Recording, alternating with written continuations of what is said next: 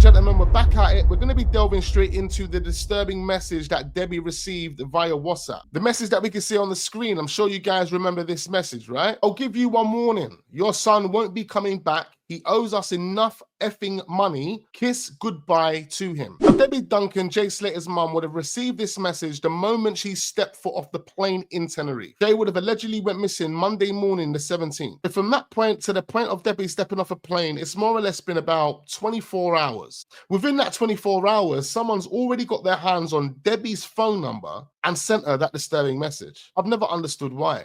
Why would someone go out of their way to send a message to Debbie via WhatsApp revealing their actual number? Or are you telling me within that 24 hours, someone went and bought a number, went and spent money on topping that number up just to send that message to Debbie? Why was there a need to send Debbie this message? They did it via WhatsApp, the same method that was used to send a video of Jay claiming to have stolen this Rolex whilst filming Ayub driving. Now, people will say, oh yeah, but Debbie's number was posted on social media. If we actually take ourselves back to when Debbie's number was posted on social media, that would have happened roughly just before the evening of the 17th. So the number was posted late afternoon, early evening on the 17th, which means Debbie's number was technically out there for about 12 hours before she received that message. Also on the same poster where Debbie's message can be found, you've got Brad and Lucy's number. Why wasn't they sent a disturbing message like this? You're never going to see your friend again because he owes me a lot of money. Why was only Debbie the target? Now we're going to actually listen to an audio from Ayub where he talks about this message. We did react to this a few months ago, I think sometime in March, but I want to bring it to your attention again because the inquest has given us new perspective, new information, new details. And at the same time, we have a Mark Williams Thomas telling us that he done a thorough investigation to the point after 3 days he believed this was an accident. Although this message was sent to Debbie the moment she landed. Make it make sense. In one of the recent videos, we asked the question, did Mark investigate this message? Was the number investigated? Do they know who the number belongs to? Remember in a Sun exclusive interview, Debbie shared that letter that she was sent where someone claims they were involved in whatever happened to Jay. Now that's a video within itself, ladies and gentlemen, but that letter that was sent to Debbie from the stranger was deemed as fake. In fact, they was able to track the person down. This is a handwritten letter. It was able to track the person down and they claim it was a 15-year-old boy. Some may disagree with that and believe otherwise. Furthermore, why would someone send this message to Debbie? See, they were able to track down the person that sent the letter, but they wasn't able to track down the person that sent this disturbing message to Debbie via WhatsApp. The same way it can't be verified who the payments are being made to from Jay's account. That right there, you can't skirt around. Because the moment you attempt to try and make a payment and it declines, the bank knows who the recipient would be. They would know if it's a person, if it was a company, they would know that. So the payments on Jay's account don't make any sense. And the fact that that hasn't been thoroughly investigated, even by Mark Williams Thomas, who claims he investigated everything, doesn't make sense. And then we're back to this message. I'll give you one warning. Your son won't be coming back. He owes us enough effing money. Kiss goodbye to him. So I think whoever sent this message, their state of mind must have been moving erratic. So much going on up here that it led to them not only sending this type of message, but it led to them feeling extremely paranoid to the point where they needed to create the distractions. They needed people to start these wild theories and take it away from the actual truth. And then someone's going to come along like a Chris Tenerife and shut all of those theories down because none of those theories are true. They're all fake. And rightly so, rightly someone comes along and shuts down all of those conspiracies. Conspiracies that people like Mark Williams Thomas bought into and then published to the world. We needed those conspiracies shut down. Why? Because we needed to get to the truth. Based on information and evidence that we've already had, as well as information that we've gathered through the inquest, we are more closer to the truth than we've ever been. Another feeling that I get from reading this message, ladies and gentlemen, is the thought process behind this message is the same thought process behind telling the world that you've just stolen a Rolex. It's the same thought process, that someone has done something wrong. See, Jay in the back of the car saying that he stole a Rolex and he's offered this one Somali kid,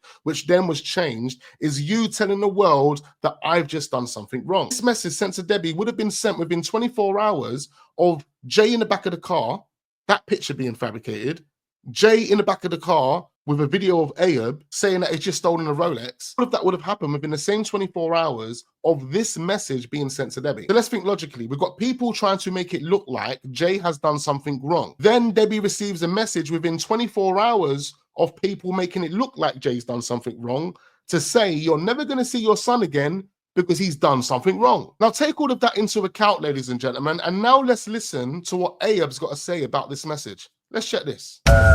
Or Yogi money, or the sick jokes and that. And I thought, because I remember, obviously I know the same people, like it's the same sort of circle. And I went, and they told me, yo, someone, and I was like, what? Who the F, like, text that? Like, I was proper screwing at the time, thinking, yo, you know, your heads, like, I was like, do you know what I mean? Like, just trying to get onto everyone, saying, yo, you text that, like, do you know what I mean? Because it was so soon. Listen to what he said there. He said, we know the same people, which contradicts everything Lucy said, because allegedly this guy's a stranger. Jay met these guys that night and he went to the Airbnb with them. He's a stranger, I don't know him. But he claims they know the same people, it's the same circle. The moment Debbie received that message, he said he starts getting on to everyone. Who sent that message to her? Who sent that message? Oh my God, what are you man doing? I'm trying to fuck this all up for us. Like, what are you man doing? Like, we're trying to play this out like everything's normal, and you man are sending her disturbing messages like that. What are we doing? Clearly showing you that someone within house, whether it was Brandon or someone else, they sent that message to Debbie. This is Ayab's way of saying that. Because how can you assume that one of Jay's friends,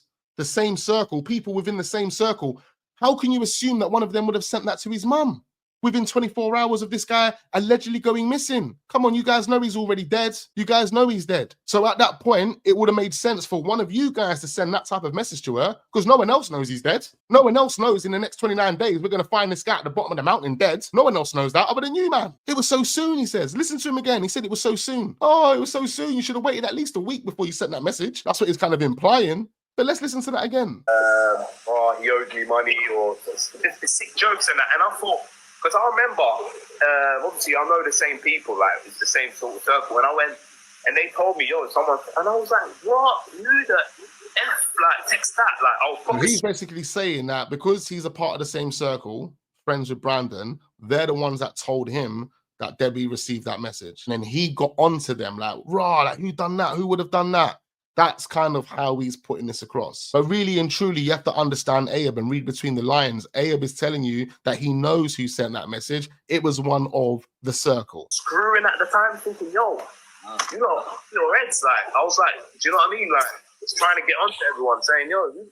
He was screwing at the time. He told them, you're off your heads, and he was trying to get onto everyone. Who are you trying to get onto? Who did you try and get onto? Because I didn't see you on social media trying to get onto anyone. In fact, you wasn't even on social media at that time. In fact, we didn't even know who you was at that time. Remember, Mark Williams Thomas didn't release his picture until a whole month later. So who was you really getting onto? See, another thing that I find extremely strange, ladies and gentlemen, is on the 21st of June, once Ayab left Tenerife, he was free, he was back in the UK. He decided to release these videos and pictures on his Instagram all on one day. I believe one of them was him standing on the rocks with LK and the other kid. I believe it was him sitting outside the green door, showing the same landscape that Jay shown in his video with the blanket, reversed the camera to put his face on camera. That was all fabrication. That video that Ayab done where he sat outside the Airbnb with his pink t-shirt, that was done on the Monday. Rocky done a similar video on the Monday, because they wanted to prove they were both at the Airbnb together, because Rocky was replacing Brandon. He was the second mystery man that Lucy told us about. Remember, no one else told us about these two mystery men.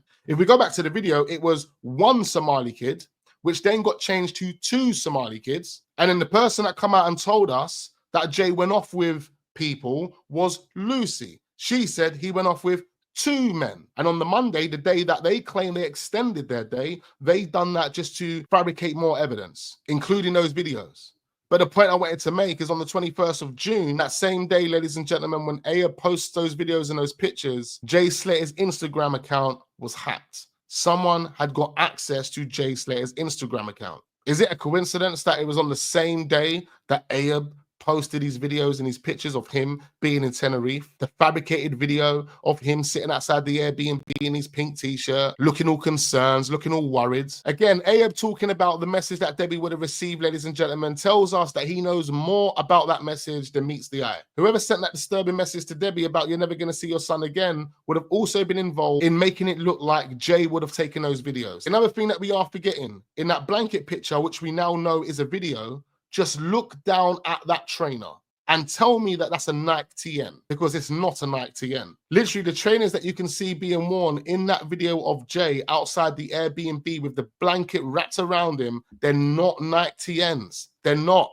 and Jay was 100% wearing Nike TNs that day. As we know, ladies and gentlemen, there's a massive cover-up that has taken place here. Jay didn't brisk walk the wrong way, cut off road, and then for 3.5 hours walk through a ravine until he fell to his death. The reason why I wanted to do this video was not only to prove to you once again that these guys have put together some BS story, but the likes of Mark Williams Thomas never thoroughly investigated this case enough to understand the magnitude of this case. And this is the reason why he's decided to go with the accident narrative. This is just one thing that should have been looked at. The fact is, if you would have thoroughly investigated that disturbing message, then maybe it would have taken you a step closer to understanding what truly happened to Jay SLATER. Ladies and gentlemen, I need to know exactly what you guys are thinking right about now. So leave all of your comments down below in the comment section. Make sure we hit the like button. Do subscribe to the channel if we are newly watching. Turn your notification bells on so you don't miss out on future videos. We've got plenty more content uploading for this month, so don't go anywhere. I look forward to seeing you guys on the next one.